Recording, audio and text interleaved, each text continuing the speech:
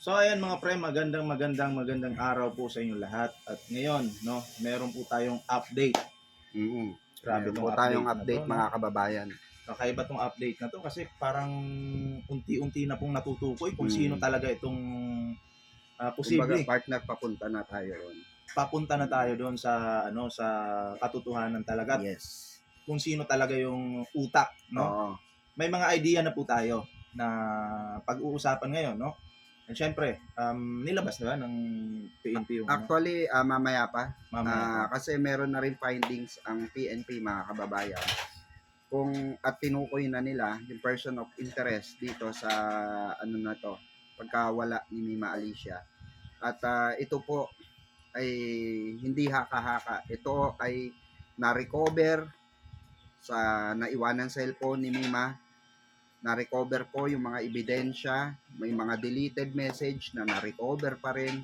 Kaya po, eto nga ang nasabi natin mga kababayan, yung mga nagbanta po kay Mima Alicia, isa po kayo ron sa mga iimbestigahan at posibilidad na dalawin ng kapulisan para imbestigahan. Tama, di ba? Okay, dahil kayo po ay merong mga binitawang salita, although dinilit nyo, pero sad to say, magaling po ang ating mga NBI, investigador ng PNP, ating cybercrime, di di ba? ba?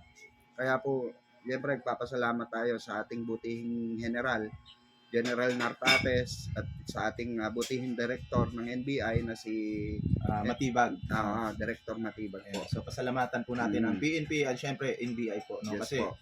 sila po ay mabilis po yung aksyon, di ba? Tutok, kumbaga, tinutukan talaga nila At ito. syempre, pasalamatan muna natin yung ating Pangulong Bongbong Marcos yun. kasi Thank you. wala pong gagastusin ang pamilya ni Mima Alicia. Libre po lahat, no? Sa burol hanggang mailibing po yan.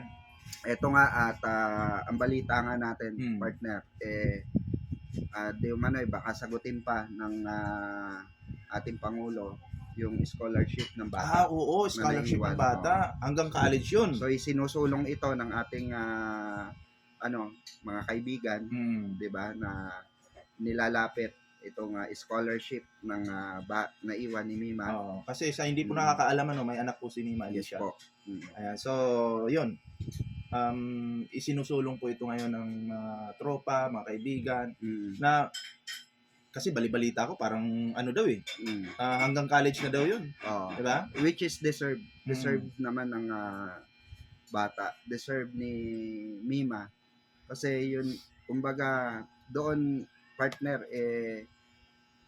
masasabi ni Mima na kahit papano worth it yung kanyang pinaglalaban at pinaglaban para sa bayan. Kasi alam naman po natin mga kababayan na si Mima, partner, tumayo talaga para sa mga kabataan. Diba? Tama. Inilaban niya yung karapatan ng kabataan, no? Sinulong niya yung kapakanan ng mga magiging future, diba, ng ating mga kabataan. At yun nga lang, sad to say mga kababayan, meron tayong mga kalaban na mga duwag. Duwag, no? Patalikod, di ba? So eto na nga, no, pag-usapan natin yung yung sino ba yung utak? Eto na nga, partner. Kanina kasi habang kami natutulog, may gumising sa aming tawag. May mga tumawag. bandang alas 7 ng umaga. At ito po ay kinumpirma sa atin. At ito po ay kumpirmado na ng PNP, ng ating kapulisan, ng NBI, na meron pong isa na talagang matindi po ang galit kay Mima na natagpuan nila doon sa cellphone. Yung mga sinabi ng tao na ito, kilalang kilala ni Mima ito, kilalang kilala din siya ni Mima, kilalang kilala din niya si Mima. At meron kasing kinalaman dito yung last post ni Mima, partner.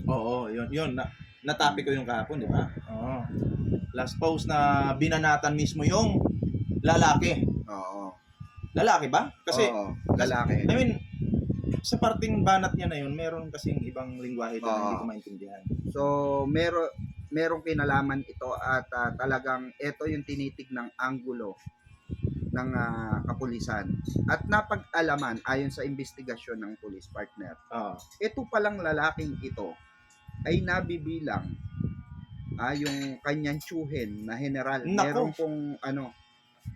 Meron pong isang tsuhin na general ito. Kaya pala. Na connected. Ito. Sa?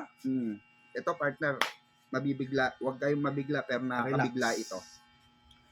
Ito po ay konektado sa isang organisasyon na relihiyon. Malaking relihiyon po. Di ba? Hulaan nyo kung ano yung mga relihiyon Hindi na na tayo magbabanggit. Pero hindi po siya Katoliko. Okay? Hindi Katoliko. Hindi po siya Katoliko. So, mag-isip na kayo kung ano pang ibang relihiyon. Di ba? Alam nyo naman. Yung mga, syempre, alam nyo na yan, di ba? Kayo pa ba? Kayo pa ba? Kumbaga, ayan na, So, etong kahon na sila etong rito. general na to, miyembro ng malaking relihiyon na yon at isang DDS. Yes, partner. Patay tayo dyan. Totoo yan. Oo. Napag-alaman ng mga kapulisan natin, ng mga agent, na ito palang general na ito ay solid. Sulit po. Sulit na sulit. Bata ng dating administrasyon.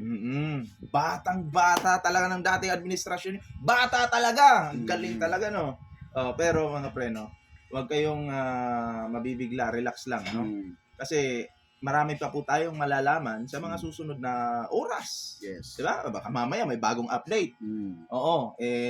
Mapangalanan kung sino itong mga taong ito, no? Itong general na to, kung sino to, no? Kung kami ay may magkakaroon ng basbas sa taas para ilabas yung mga pangalan na ito, gagawin po namin dito sa aming video. Pero so far, galangin po muna natin yung gumugulong na investigation. Siyempre, di ba?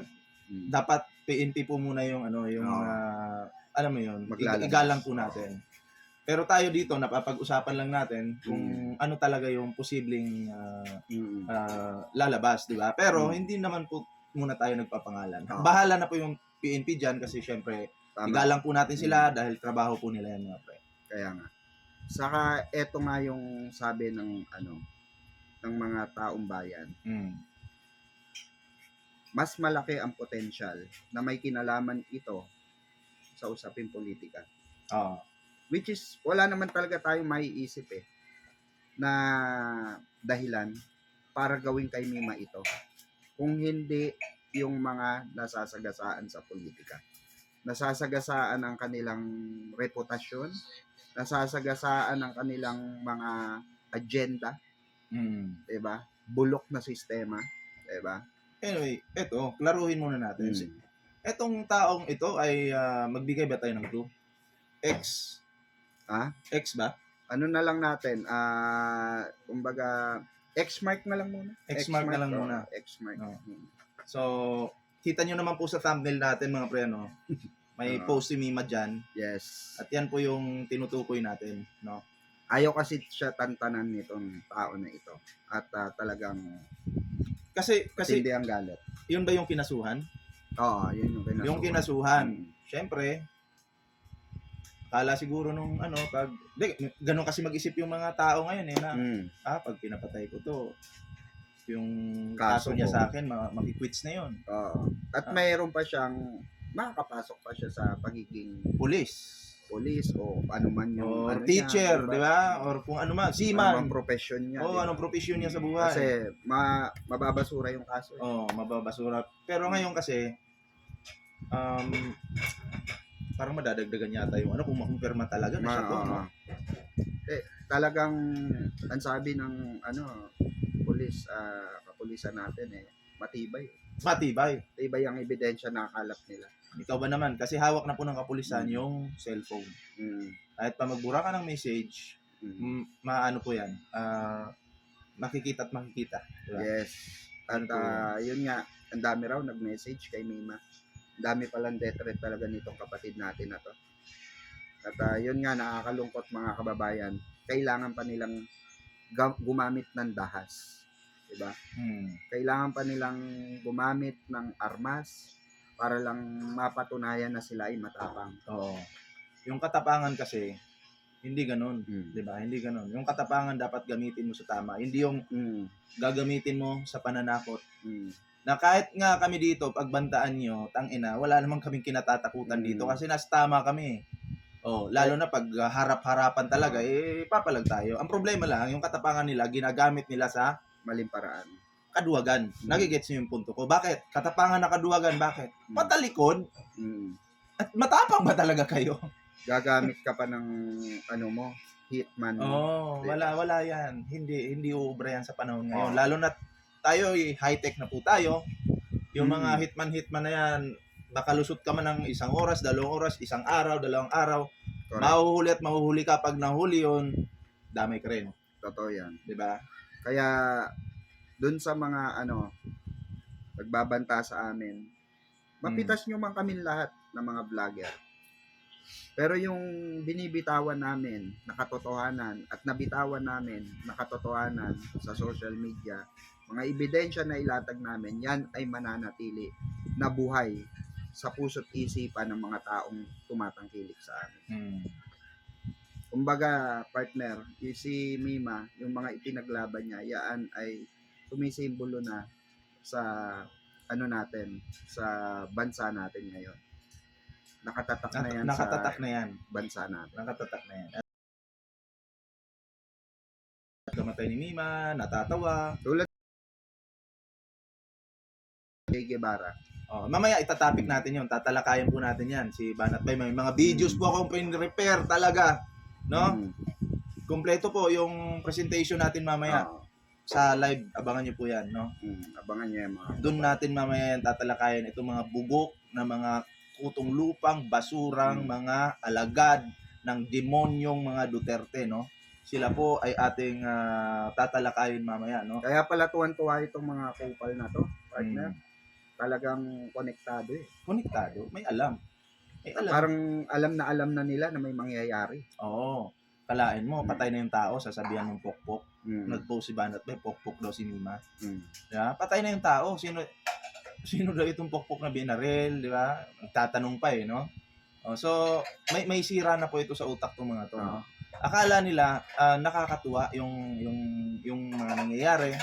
Pero tandaan nyo, sa bagay, pag sinabing karma, parang tatawanan lang nila eh. Pero kasi, hindi natin masabi yung panahon.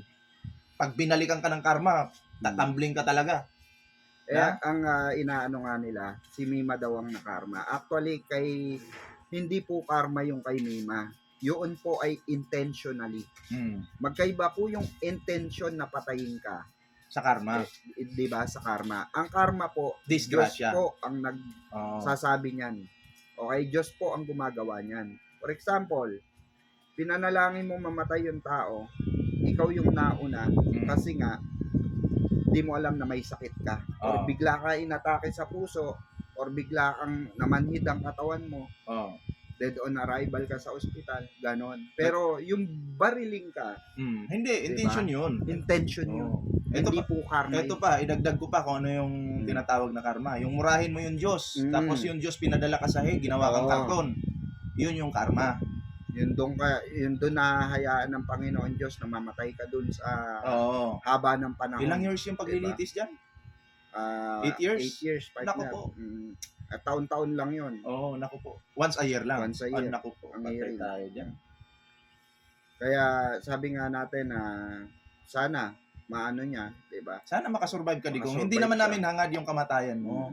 Kasi hindi naman kami wala naman tayong pinanalangin na mamatay siya. Ang sa amin lang, diyan ka muna sa Hague magstay, and then harapin mo yung kaso mo. Diba? Patunayan mong inosente ka. Patunayan mong malinis ka. Patunayan mong wala kang pinatay na tao. Patunayan mong hindi ka nagbanta. Patunayan mong tao ka. Tama. Diba? Ganun lang yun. Kaya nga itong nangyayari sa atin, hindi namin ma-imagine mga kababayan na kailangan humantong sa ganito. Tayo yung mga normal na vlogger lamang. Tayo po ay hindi politiko. Okay? Tayo po ay naghahayag lamang ng mga katotohanan. Nagpa-fact-check lang tayo. Nagre-reaction lamang tayo sa mga inilalabas ng mainstream media. Pero sinasamahan ng mga DDS ng mga nababangga natin, sinasamahan nila ng dahas, partner. Oo, Yun yung masaklap. yun yung problema, 'di ba? Mm. Pero anyway, good luck na lang sa kanila, no? At mamaya may mga pasabog po tayo mamaya. Yes. Oo. Kasi time to time po kaming ina-update din mga kababayan. Kaya stay tuned po sa amin dito sa Vengador. Mm. Especially kami po ay time to time na nakikipag-communicate sa mga official para po makakuha tayo ng panibagong update. At yung pala partner, marami nagtatanong ng mga viewers natin yung sa sa burol daw ni Mima. Ito po sa burol. Si Koy po kasi ang naatasan. Si Koy po. Diyan po sa So, burol na pagdating yan. sa burol, kung isa sa publiko ba o hindi, wala po kaming idea, no? Opo. Kasi ang mahirap naman pag sinapubliko tapos nandun yung mga vloggers, mahirap na. Siyempre, ang buhay, kailangan pangalagaan niya. Diba? Saka partner, siguro private na lang siguro kung gusto, ako. In my opinion lang, suggestion ko, dapat naka-private siguro yung yung burol ni Mima at yung pwede lang pumunta yung mga malalapit. Ganon. Pwede. Pero kasi maraming nagre-request na mga fans ng mga supporter, especially dito sa Maynila, partner. Pero eto po asahan nyo mga kababayan sa mga pupunta po sa burol po, asahan nyo po yung mahigpit. Kasi po mahigpit po ang ating kapulisan ngayon sa nangyayari sa mga vloggers dahil alam po ninyo especially na maraming banta sa aming buhay, 'di ba? So gusto nilang pangalagaan yung katahimikan ng sistema doon, no? So abangan nyo po kay Koy dahil siya po ang naatasan ng ating mahal na Pangulo na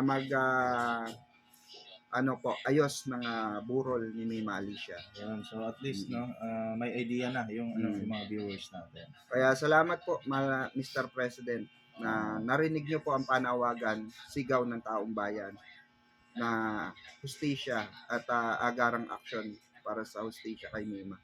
At sa pagtulong po sa pamilya ni Mima. Maraming salamat, Mr. President. So, ayun. Maraming salamat po sa inyo mga pre. Kita-kits po ulit tayo mamaya sa next video natin. Ako, i-subscribe nyo po ito Birador Pikwa. Birador Pikwa po. I-subscribe nyo po yan. Salamat po. Search nyo po, Birador Pikwa. Sa hindi pa po nakasubscribe dyan. Ayan, Birador Pikwa Salamat po. Salamat. So, ayun. Paalam na tayo partner. No? Maraming salamat po sa inyo lahat. At yun, abang-abang po kayo sa mga updates. Yes. Bye-bye po guys. Ingat po, ingat.